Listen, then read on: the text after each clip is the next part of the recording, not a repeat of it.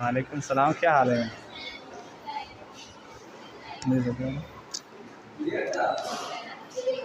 हम्म, क्या करें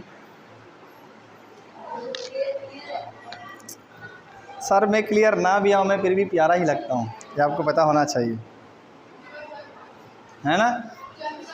मैंने एक दफ़ा एक प्रभाव पढ़ा था, कहते हैं कि beauty needs no ornaments. Beauty बस इधर ही रखे, इधर ये बोर्ड आएगा सिर्फ, मैं वैसे भी स्टूडेंट्स ने मुझे देखा हो। ब्यूटी नीड्स नो ऑर्नामेंट्स, खूबसूरती को जेवरात की ज़रूरत नहीं होती, ऐसी बात है। और जहाँ तक हमारी बात है,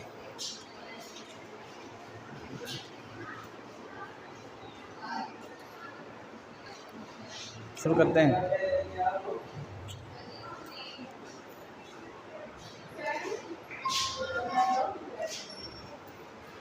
क्या पढ़ा था हमने कल? सेंटेंस को आज शुरू करना है।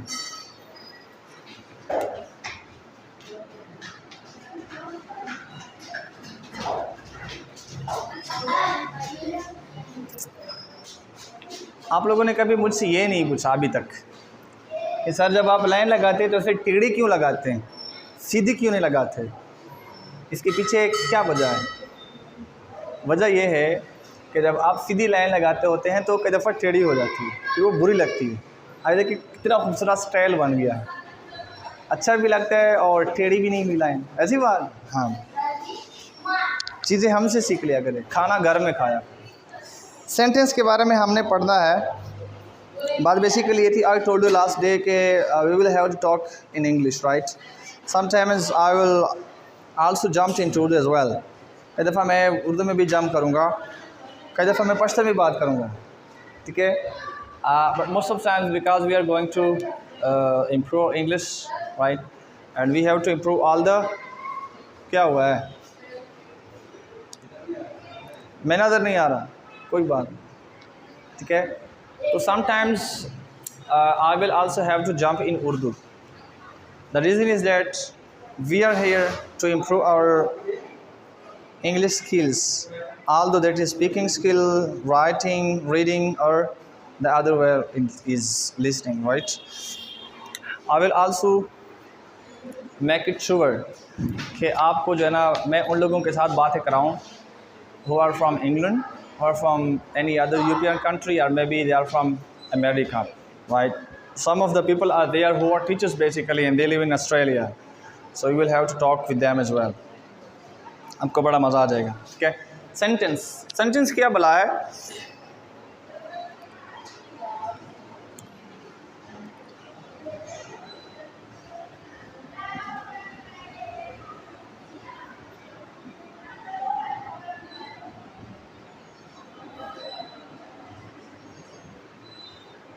लैटिन वर्ड सेंटेंशिया से निकला है, ठीक है? इसका मतलब होता है स्ट्रक्चर, ठीक है? अब बात यह है कि सेंटेंस जो है, इसकी पहले हम कुछ बुनियादी चीज़ें पढ़ते होते हैं, ठीक है? वन ऑफ देम इज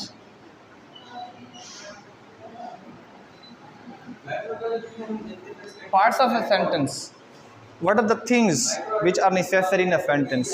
कुछ चीज़ ऐसी होती हैं, फॉर एग्ज़ाम्पल इस पार्ट से मेरा यहाँ पर मुराद है इंग्रेडिएंट्स, जिसको आप बोलते हैं अज्जा। क्या बोलते हैं? अज्जा। दुनिया की कोई चीज़ बनाते हैं उसके लिए किसी ना किसी चीज़ की ज़रूरत होती है। फॉर एग्ज़ाम्पल अगर आप सालन बनाना चाहते हैं, you need tomatoes, you need maybe some spices, yeah, you maybe need oils and so other things. हम चाय बनाना चाहते हैं, यस, चाय के लिए जनाब दूध, चीनी, पत्ती और पत्नी, दिनों। चले देखें, 3 मेन पार्ट्स हैं, सब्जेक्ट, वर्ब और object. These are the things कि शायद अगर इनमें से कोई चीज़ मिस हो जाए तो फिर हमारा जुमला नहीं कहलाएगा। कैसे? इनका तो पता चला। अब हम जानना चाहते हैं कि ये कौन कौन सी चीज़ें हैं।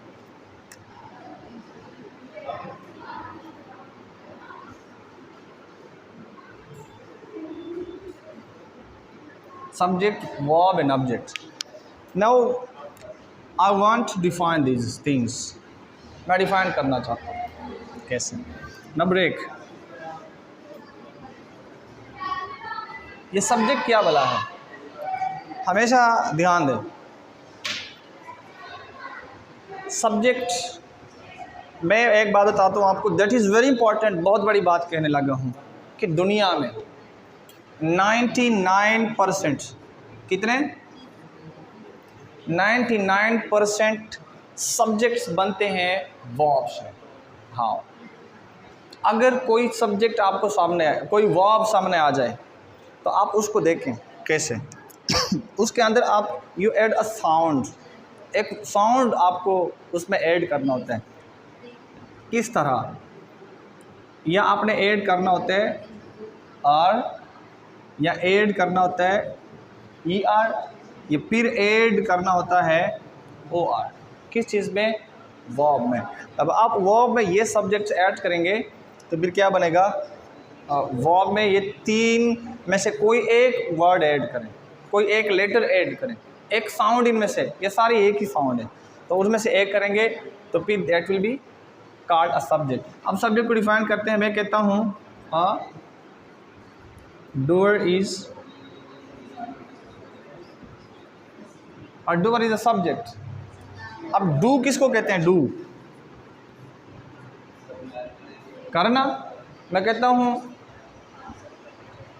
You should do your homework, आपको अपना होमवर्क करना चाहिए. डू, डूइंग का मतलब करना. यहाँ पर डू लिखा हुआ है, इसमें मैंने ऐड किया है ई आर, फिर डू से बन गया डूअर, वर्ब से हमने बना दिया सब्जेक्ट.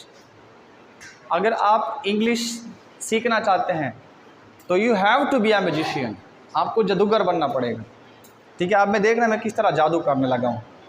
देखें, सब्जेक्ट का पता चला. वर्ब, अब देखना, मैं कोई भी इनमें से ऐड करता हूँ. पहले एक एग्जांपल लिख लेते हैं. फॉर एग्जांपल मैं कहता हूँ I am playing cricket. Subject helping verb, और ये यहाँ सब्जेक्ट कौन है, काम करने वाला जो होता है. मैंने लिखा है यहाँ पर अ डूअर, डूअर. ठीक है, मैं डूअर का लफ्ज़ चेंज करके क्या लिखता हूँ, मैं कहता हूँ an actor is a subject. Actor, act किसको कहते हैं, एक्ट काम करना. मैं कहता हूँ एक्टर काम करने वाला. 99% सब्जेक्ट्स बनते हैं वर्ब से. बड़ी बात है. कैसे, आप किसी भी वर्ब में इनमें से कोई एक लेटर ऐड करें, सिर्फ साउंड ऐड करें, साउंड. कैसे, अब मैं लिखता हूँ, देखो ये क्या है, आर. अब मैं इसमें ऐड करने लगा हूँ, क्या है, राइट, प्लस आर ऐड करेंगे, क्या होगा बताओ, राइटर बनेगा. राइट से राइटर बन गया. लिखना, राइटर लिखने वाला. अच्छा, अब देखना इसमें क्या मैं ऐड करने लगा हूँ, टीच. टीच किसको कहते हैं, पढ़ाने को. हम इसमें ई आर ऐड करेंगे, क्या बनेगा, वर्ब से सब्जेक्ट बन गया, नहीं बना. अब देखना आगे क्या है, एक्ट काम, एक्शन से निकला है, क्या लिखे ऐड करेंगे, क्या बनेगा, एक्टर बनेगा. अब कोई भी सब्जेक्ट देखें, रन, रनर बनेगा. यस, स्पीक, स्पीकर बनेगा. लिसन, लिसन बनेगा. रीड, रीडर बनेगा. Walk, ride, drive. आप देखना, सीट, सीटर, ऐसी बात है. Clean, cleaner. Wash, washer. Polish, polisher. क्या बन रहा है, सब वर्ब्स यहाँ बना रहे हैं सब्जेक्ट. और बाकी जो 1% है, ये हमारे पास जो पॉसिबल सब्जेक्ट्स होते हैं, वो हमारे पास 7 प्रोनाउंस हैं, 7 प्रोनाउंस. ठीक है, और उसके बाद सिंगुलर और कई दफ़ा प्लूरल नाउन्स हमारे पास होते हैं. बाकी हमेशा के लिए सब्जेक्ट किससे, कुक, कुकर, यस, आप बताएं। Paint, painter. टेल, बताना, टेलर, यस। मेक, क्रिएट, और क्या बताऊं? हाँ जी, 99% subjects are made up of verb. अब यहाँ तक चले, सब्जेक्ट का पता चला, ठीक है। अब ये चीज़ है, ये क्या बोला है? वर्ब। वर्ब मैं समझता हूँ और मैं कहता हूँ किताबों में बहुत लंबी चौड़ी बातें हो जाती हैं। मैं किताबों की चीज़ों को फॉलो नहीं करता होता। वो दे कन्फ्यूज द स्टूडेंट्स, वो सीखने वालों को बेचारे कंफ्यूज कर लेते हैं। यस, मैं कंफ्यूज नहीं करता। मैं कहता हूँ बच्चों को ऐसे निवाला बना के ना हलवे का ऐसा, हाँ जी, ऐसा करता हूँ। तो वर्ब मैं कहता हूँ an action is a verb, कि जो एक्शन होता है, जो काम हो रहा होता है, उसको हम बोलते हैं कि ये वर्ब है। अब देखना, अच्छा अब कोई बंदा ये पूछे, हाँ जी हुण दसो तो वर्ब की चीज़ है, वर्ब क्या है? फिर हम कहते हैं एक्शन, वो कहते हैं अच्छा जी एक्शन के बारे में बताओ, एक्शन क्या है? तो फिर कुछ लोग हंसते हैं, है ना, दांत दिखा लेते हैं, पता ही नहीं है। मैं कहता हूँ कि नहीं, कोई भी जब बंदा आपसे सवाल करे, जो मेरे स्टूडेंट्स होते हैं उनसे कोई भी बच्चा सवाल, कोई भी टीचर सवाल करे, दुनिया का कोई भी इंसान सवाल करे, तो कभी चुप ना करें, यस, वो जवाब दें। अब वर्ब का तो हमने बता दिया कि दैट इज़ एक्शन। अब हम बोलते हैं कि जी एक्शन क्या भला है? तो मैं कहता हूँ कि एक्शन एक ऐसा फिनोमेना है, do you know phenomena, which takes two things to complete, जिसको होने के लिए दो चीज़ों की ज़रूरत होती है। And what are those two things? Number 1 time and energy, या दोनों, या इन दोनों में से कोई एक चीज़। For example the pen is lying in my head, ऐसी बात है मेरे हाथ के ऊपर पेन पड़ा हुआ है and I want to pick the pen up, इसको मैं उठाना चाहता हूँ। I will have two things, I will need two things. What are they? Number 1 is time, number 1 is energy. For example, if I have time, I will be able to pick the pen up, and if I have energy in my fingertips, I will be able to pick the pen and to hold and to pick the pen. Yes, लेकिन अगर मेरी fingers में ताकत नहीं हो तो फिर मैं पकड़ने के काबिल नहीं हूँ। मैं ये I am standing over here, I need two things. मैं जब से आया हूँ टाइम गुजर रहा है, even if for example it is a half of a second, but it needs it is called a time. And on the other hand, if I have energy in my body, I will be able to stand, right? But if I don't have any energy, I will never be able to stand even for a moment. एक moment के लिए मैं काबिल नहीं हूँगा कि मैं क्या कहूँ, कि मैं खड़ा रहूँ। The same is the case with you people. If you are having energy in your ears, you will be able to listen to my words.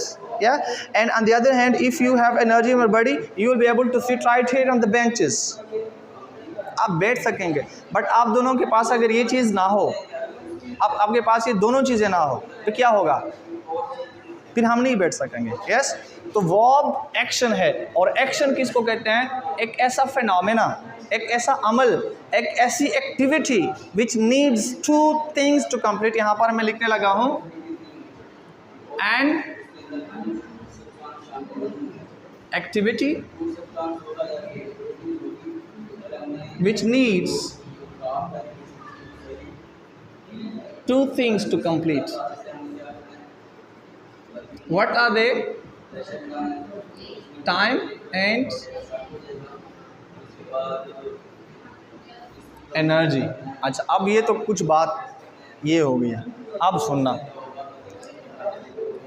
अब मैं ऐसी बात करने लगा हूँ कि जो अभी तक आपके जहनों में नहीं आई।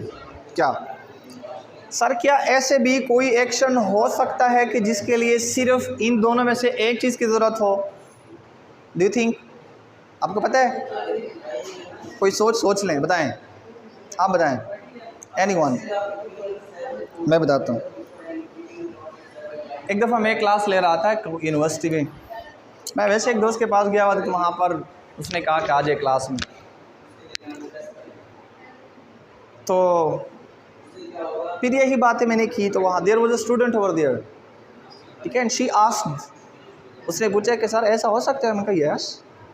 मैंने कहा या, एंड वो कहती है कि वो किस तरह? मैंने कहा some of the actions are there कि जिनके लिए सिर्फ एनर्जी की ज़रूरत होती है, टाइम की बिल्कुल ज़रूरत ही नहीं होती। ऐसा एक्शन नहीं होता। ऐसा एक्शन हो सकता है कि जिसके लिए एनर्जी की ज़रूरत ना हो, सिर्फ टाइम की ज़रूरत हो। Do you understand? कि टाइम की ज़रूरत हो, एनर्जी की ना हो। कैसे? फॉर एग्जांपल मैं बोलता हूँ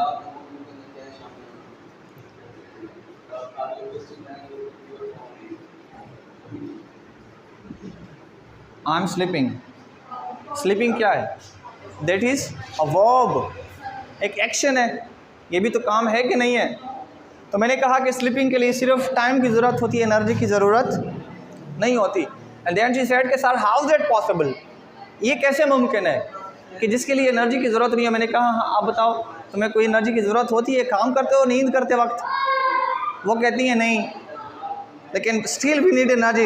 and then she had no answer. मैं बताता हूँ आपको, इसके लिए एनर्जी की ज़रूरत नहीं होती। अच्छा, उसके बाद वो कहती है कि सर जो हमारा हार्ट बीट करता है, हमारे दिल की जो धड़कन होती है, दैट इज़ नेसेसरी। मैंने कहा heart beating is another thing, sleeping is another thing.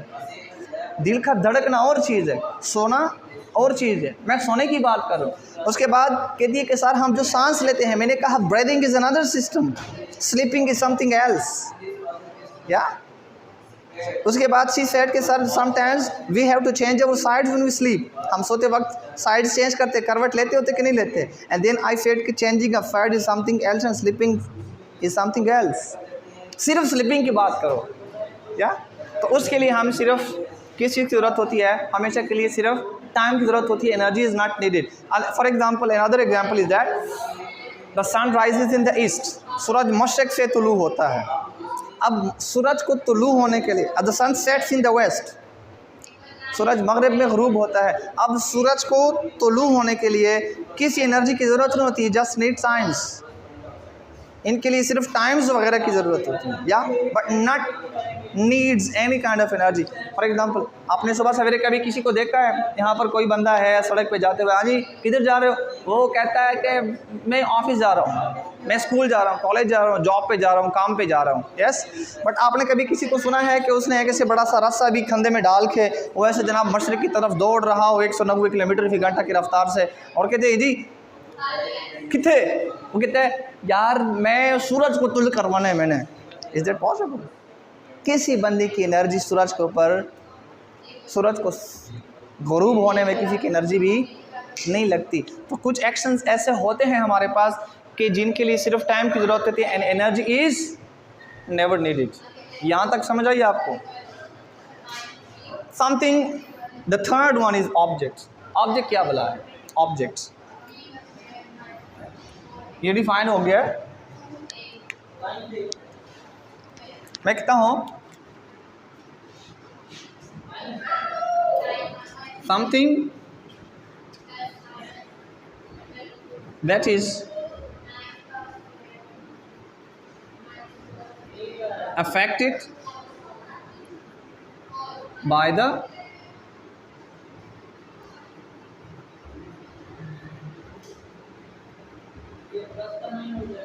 the subject, by the action of the subject।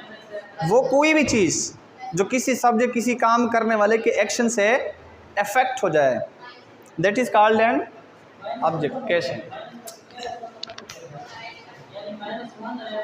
When we write on the white board, मेरा इससे बेसिकली क्या मुराद है? जो कोई ऐसी चीज़ जो सब्जेक्ट के एक्शन की वजह से अफेक्ट हो जाए। कैसे? जब सब्जेक्ट कोई काम करता होता है ना, उसके काम करने की वजह से जो कोई चीज़ होती है उसकी अपनी असली शक्ल, असली हालत उसकी तब्दील हो जाती है। कैसे? ये पेन अभी बंद है, I want to write with this pen, तो इसके लिए मुझे इसको खोलना पड़ेगा। अब मैं एक्शन करने लगा हूँ। मैं क्या हूँ? मैं इसको खोल रहा हूँ, पेन को, इसका ढक्कन उतारना है। मैं सब्जेक्ट, ढक्कन उतारना, वर्ब, और मेरे एक्शन की वजह से असर पड़ा, इसकी अपनी असली हालत चेंज हो गई। So that is called object. नहीं समझ आई? ये बोर्ड है, अब देखिए यहाँ पर ये साफ है। फॉर एग्जांपल ये वाइट बोर्ड है। अब मैं लिखूँगा, इसकी अपनी असली सिचुएशन, अपनी असली हालत, अपनी असली शक्ल, शेप चेंज हो जाएगी। कैसे? नहीं कि ये बोर्ड, ये जगह सारी गंदी हो जाएगी। तो इसका मतलब कि ये असर पड़ गया है, that has been affected by the action of the subject. So object is something that is affected by the action of subject. Yes, बड़ी आसान सी बात मैंने की है, अब समझ आइए आपको। When you want to open the door, you will be the opener, खोलने वाला। ओपनर क्या हुआ? सब्जेक्ट हुआ। अच्छा जी, you open the door, you subject, open verb, door object. क्यों? क्योंकि आपके एक्शन की वजह से उस पर असर पड़ा, या तो वो डोर क्या हुआ? ऑब्जेक्ट हुआ। इसको हम बोलते हैं कि they are the basic parts of a sentence. अब एक तो ये काम हो गया। अगला देखिए, मैं ये बात बताऊंगा, उसके बाद I will leave the class.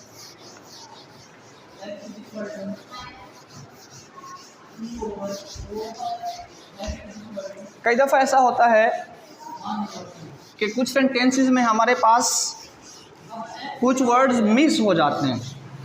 तो क्या अगर सब्जेक्ट, वर्ब और ऑब्जेक्ट में कोई चीज़ दरमियान में सेंटेंस के अंदर ना हो तो क्या वो जुमला जुमला नहीं कहलाएगा? कैसे? अब मैं जादू करने लगा हूँ। मैं कहा था you need to be what? You need to be a magician if you want to learn English. English सीखने के लिए, इंग्लिश पढ़ाने के लिए जादूगर का होना ज़रूरी है। अब देखिए, मैं जादू करने लगा हूँ। अगर ऐसा जुमला जिसके अंदर सब्जेक्ट ना हो, यस, फॉर एग्जाम्पल मैं आपको कहता हूँ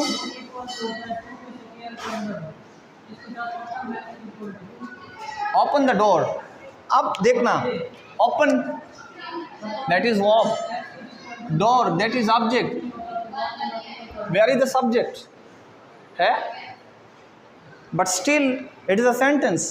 क्योंकि हमने सेंटेंस की डिफिनेशन में क्या लिखा है कि sentence is a group of words according to the frame of grammar which gives a complete sense. It always starts with a capital letter and ends with a punctuation mark. This is the correct definition of the sentence. अब देखना, लोग क्या कहते हैं, how do they define sentence? Sentence को कैसे define करते हैं? जो इस वजह से मैं किताबों को फॉलो नहीं करता। किताबों में सिर्फ लिखा जाता है कि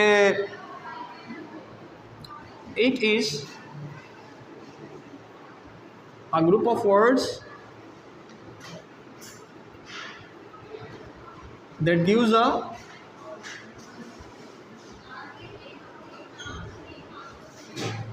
complete meaning। कितने पॉइंट्स है इसके अंदर? दो है। दो पॉइंट्स ये है, एक तो ग्रुप ऑफ वर्ड्स है और दूसरा कंप्लीट मीनिंग है। अगर मैं फॉर एग्जांपल एक जुमला लिखना चाहता हूँ, मैं कहता हूँ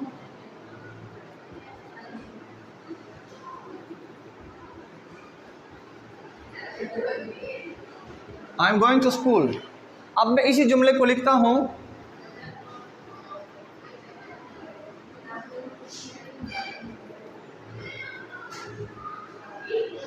school am I going to. ये ग्रुप ऑफ वर्ड्स है। एक ग्रुप तो बना कि नहीं बना? बना है ना। बट ये आपको थोड़ा बहुत मीनिंग भी दे सकते हैं, थोड़ी बहुत सेंस इसमें है अगर बंदा सोचे कि हाँ ये वाली बात बताई जा रही है। But you can never call it a sentence. आप कभी कह ही नहीं सकते कि सेंटेंस है। क्यों? बिकॉज ये ग्रुप ऑफ वर्ड्स भी है, आपको सेंस भी थोड़ी सी यहाँ पर बांध रही है, लेकिन you can never say that it is a complete sentence. Why? Because जो मेरी डिफिनेशन है वो यहाँ पर अप्लाई नहीं हो जाएगी, और जो मेरी डिफिनेशन अप्लाई नहीं होगी वो जुमला जुमला नहीं हो सकता। How do I define the sentence? मैं सेंटेंस को किस तरह डिफाइन करता हूँ, आप देखना। मैं कहता हूँ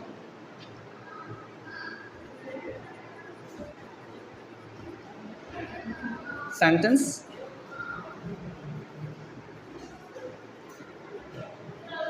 sentence is a group of words, लेकिन कैसे?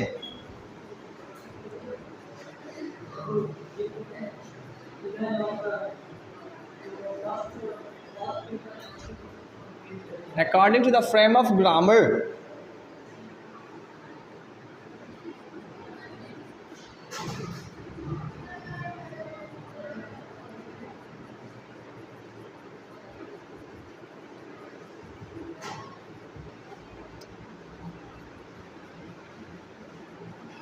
It always starts with a capital letter and ends with a punctuation mark।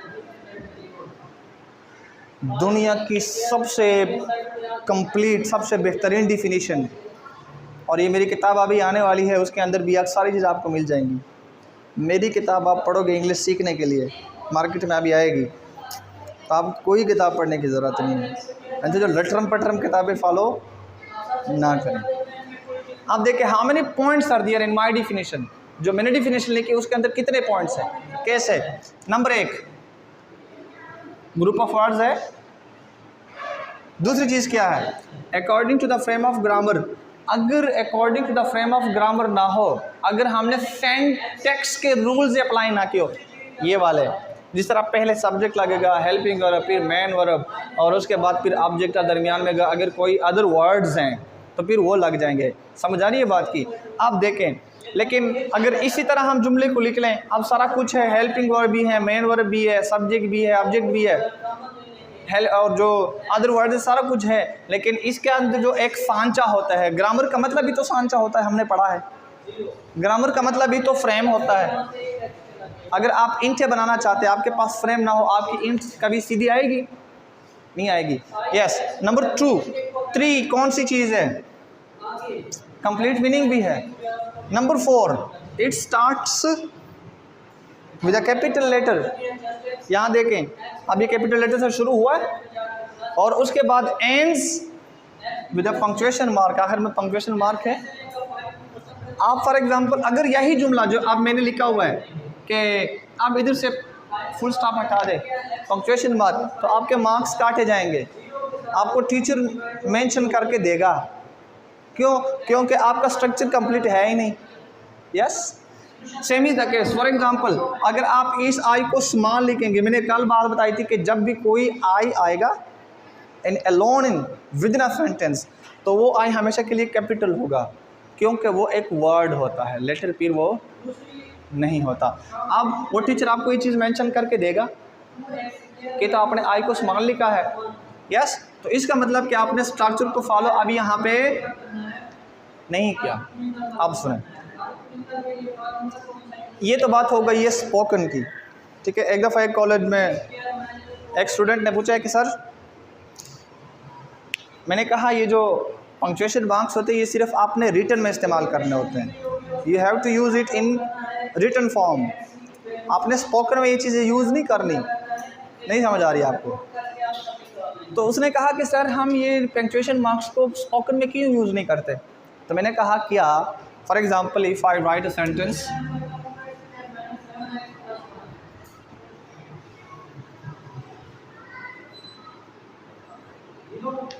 What is your name, आखिर में क्वेश्चन मार्क है। मैंने कहा हम ऐसा कह सकते हैं कि what is your name question mark? हाँ, मैं कहता हूँ my name is Asif full stop, ऐसा तो नहीं हो सकता, ठीक है। कैसा हो सकता है? हम कहते हैं कि what a beautiful weather that is exclamatory mark, ये तो नहीं बोल सकते। Are you kidding me exclamatory mark. Yes, what does your father do question mark, हम बोल सकते। वेयर आर यू गोइंग सवालिया निशान। हम ये पंक्चुएशन मार्क्स स्पोकन में यूज़ नहीं करते, हम हमेशा इसको सिर्फ रिटन में ही यूज़ करते हैं। यस कि नहीं समझ आई? मैं ये जुमला बोलता हूँ, मैंने ये ऐसा कहा है ना कि जब भी आई जुमले के अंदर आएगा in alone, that will be called a word not a letter.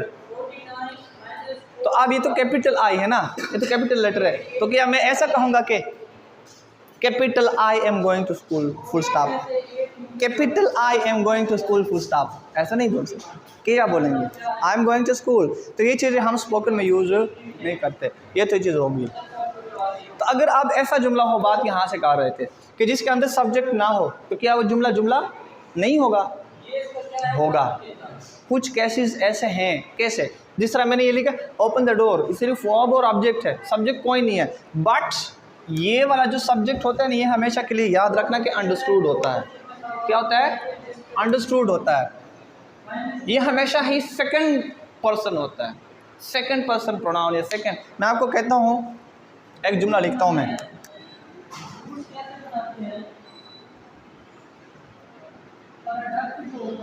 Give me your pen. Give क्या है? वर्ब है। पेन क्या है? ऑब्जेक्ट है। सब्जेक्ट किधर गया? मैं कहता हूँ ओपन योर बुक्स। आप देखें अब क्या होगा? सब्जेक्ट है इसमें कोई नहीं है, बट हमेशा के लिए ये वाला सब्जेक्ट अंडरस्टूड होता है। ये वाला सब्जेक्ट अंडरस्टूड, सबसे जो सुनने वाले होते हैं उनको पता होता है।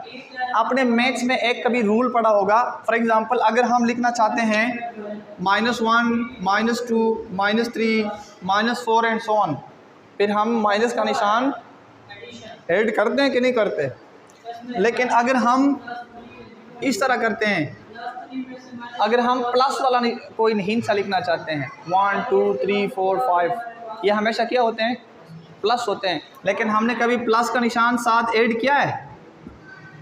नहीं किया है, क्योंकि हमें पता होता है कि जिस हिंसे के सामने कोई निशान ना होगा वो हमेशा के लिए प्लस ही होता है। ये बात सही है कि नहीं सही? शकील सही है?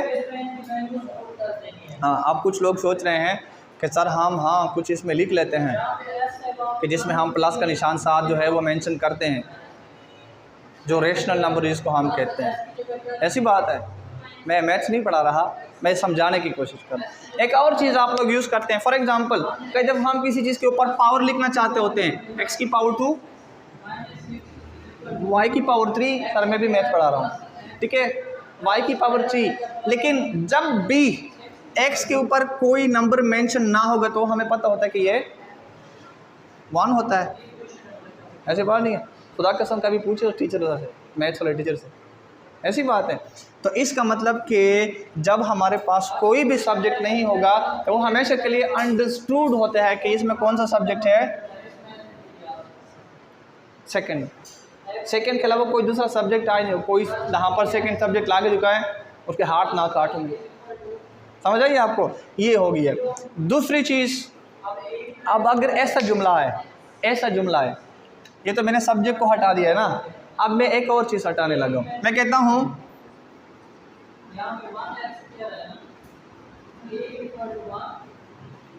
यू आर स्लीपिंग, यू क्या हुआ? सब्जेक्ट, स्लीपिंग क्या हुआ? Verb, object. ये जुमला है क्योंकि कैपिटल लेटर से भी स्टार्ट है, ग्रुप ऑफ वर्ड्स भी है, पंक्चुएशन मार्क भी एंड में है, और फ्रेम ऑफ ग्रामर भी है, और कंप्लीट सेंस भी आपको दे रहा है ग्रुप ऑफ वर्ड्स। कैसा नहीं है? तो ऑब्जेक्ट दरमियान में नहीं है। अब ये क्या वजह है? मैं दूसरा जुमला लिखता हूँ, फॉर एग्जांपल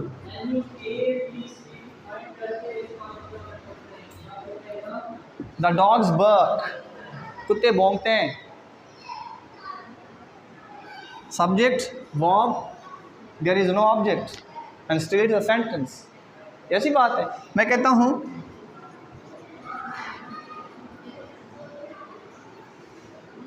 द स्टार्स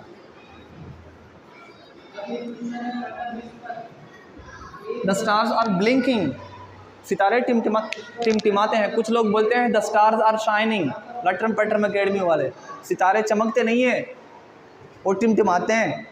तो द स्टार्स शाइनिंग नहीं बोलेंगे, द स्टार्स आर ब्लिंकिंग। कुछ लोग बोलते हैं द सन इज़ शाइनिंग, सूरज चमकता है, चमकता हुआ सूरज। सूरज चमकता नहीं है, वो ब्लेजिंग करता है, ब्लेजिंग। समझ आ रही है? The sun is blazing. आप यहाँ से जाएंगे ना, अंग्रेज़ बन के जाएंगे, पता चलेगा। हाँ जी, तो इसका मतलब ये है कि यहाँ पर हम ऑब्जेक्ट नहीं लिखते। क्यों? क्योंकि वर्ब की कुछ किस्में होती है, वो हम आगे जाके इंशाल्लाह पढ़ेंगे। एक होता है ट्रांजिटिव वर्ब, एक होता है इनट्रांजिटिव। इनट्रांजिटिव वर्ब्स के लिए ऑब्जेक्ट की ज़रूरत नहीं होती। आपको समझ आई? एक और बात मैं बताता हूँ, वो चीज़ आपको याद रहेगी। वो रूल नहीं है, बच्चों को सिखाने के लिए मैं ये बात बताने लगा हूँ। देखें फॉर एग्ज़ाम्पल